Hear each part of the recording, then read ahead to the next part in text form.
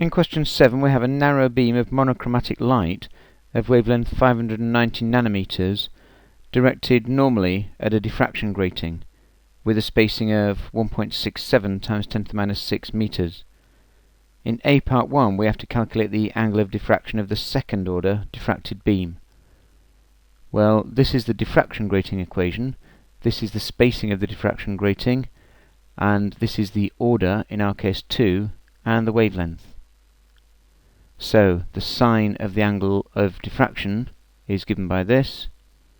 Putting in the values given gives us this value, which gives an angle of 45 degrees.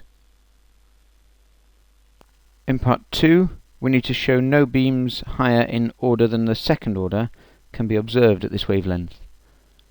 Well, for this is when the angle is 90 degrees and the sine of 90 degrees is 1, and so we can say that the order n is equal to d sine theta over lambda, where sine of theta is 1, and this gives n as 2.83.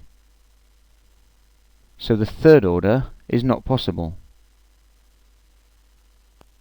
In B, we have a new light source with an unknown wavelength, and the second order beam in this case gives 42.1 degrees. We need to find the wavelength.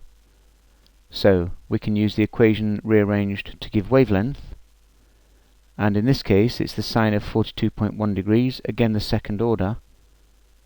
This gives a wavelength of 5.598 times 10 to the minus 7 meters, or 560 nanometers.